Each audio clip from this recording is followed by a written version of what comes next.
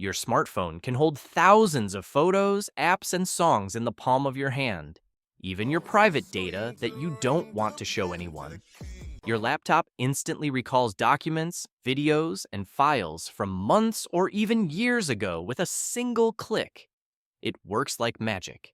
It's difficult to find someone that knows how those common daily things work. Behind the scenes, a fascinating process is taking place. One that involves sophisticated memory technologies and complex systems designed to safeguard your data. So, how exactly do these devices handle and store so much information? The development of data storage has evolved dramatically over the past several decades, reflecting the rapid advancement of technology. In the early days of computing, storage was rudimentary and limited, with devices like punch cards and magnetic tape being used to store relatively small amounts of data. As computers became more sophisticated, the 50s saw the introduction of magnetic disks and hard drives, which allowed for larger and faster data storage through mechanical spinning platters and magnetic heads. In the 80s and 90s, the invention of floppy disks, compact disks, or CDs, and later digital versatile disks, or DVDs, marked a shift towards portable, optical storage solutions. However, it wasn't until the advent of flash memory in the early 2000s, particularly with the rise of USB drives and solid-state drives, or SSDs, that data storage entered a new era of speed, efficiency, and portability. Now you know that SSDs and NANDs have become the most used data storage, and almost every new device uses it. Besides that, an interesting fact is that SSDs are essentially clusters of NAND flash memory cells, working together to deliver fast and reliable storage. Unlike traditional hard disk drives, HDDs, SSDs have no moving parts. Instead, they store information using NAND flash memory. This absence of mechanical components is the heart of their magic, making SSDs faster, more durable, and quieter than their older counterparts. The reason NAND is used in so many devices is that it doesn't need power to retain data. Even if you turn off the device, the information stays intact. This is different from other types of memory, like RAM, which loses everything when the device is powered off.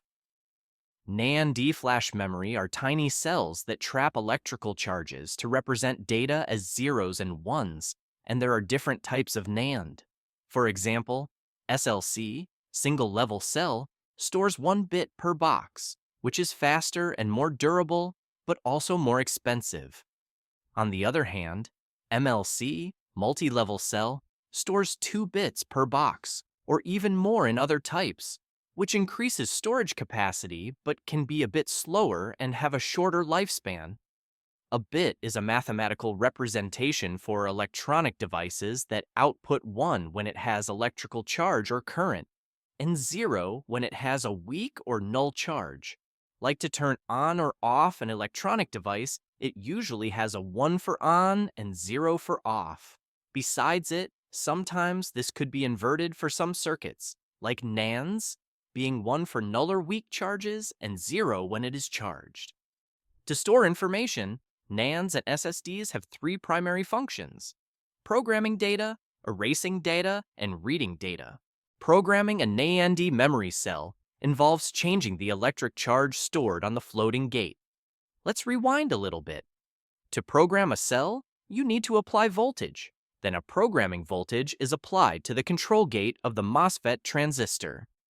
A MOSFET transistor is an electronic component that can change the voltage and create an electric field in a specific direction, like a magician controlling the flow of electricity, except without the fancy hat and rabbit tricks.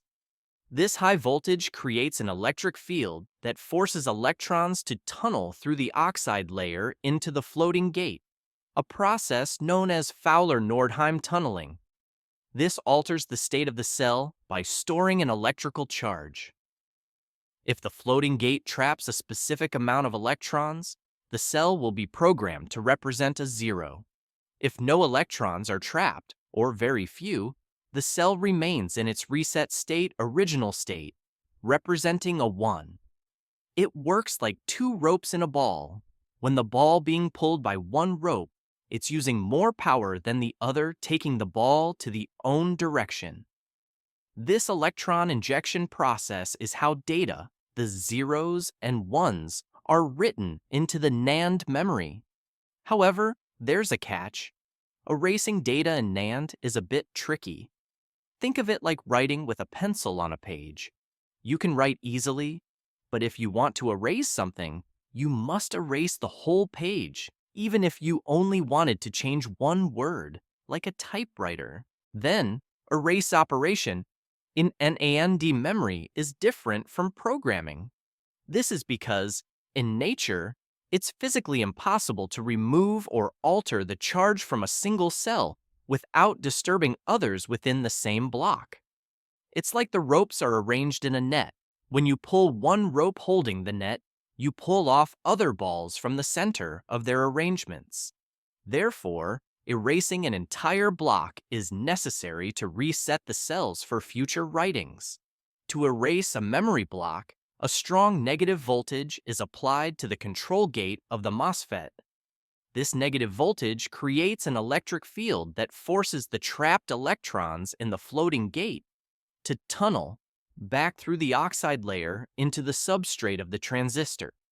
This process is also a form of fowler-nordheim tunneling, but in reverse.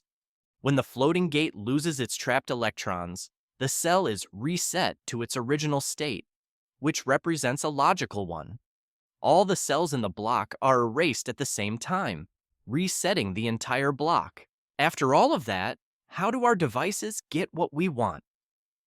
Reading data from NAND flash is a highly optimized electrical process, relying on voltage levels applied to the transistors to determine the charge stored in the floating gate, which corresponds to a bit value. When a read request is made, the controller identifies the exact location where the data is stored. The controller knows which block and page the data resides in, because it maintains an internal map that keeps track of where each piece of data is stored in the NAND memory. It has the same abilities as our mothers to find something that we are searching for. Once the correct page is located, the controller sends a command to the NAND memory array to initiate the read operation. In SLC, the system only needs to determine if the cell is holding a charge or not, so a simple high or low voltage threshold is enough. In multi-level cells, the process is more complex, as the controller needs to differentiate between multiple charge levels. After applying the voltage to the control gate, the NAND memory uses sense amplifiers to measure how much current flows through the transistor. The amount of current depends on the charge stored in the floating gate. Sense amplifiers are critical components in the reading process. They compare the current with reference levels to determine whether the stored bit is a 0 or a 1, or for multi-level cells, which combination of bits the charge represents. It's like a Greek or Egyptian translator. Once the sense amplifiers have detected the state of the cells, the memory controller collects these bits and reassembles them into meaningful data. Then you have it. Your device has just saved, read, and erased that data from the video you just downloaded. And like that, almost every electronic device on Earth did the same thing.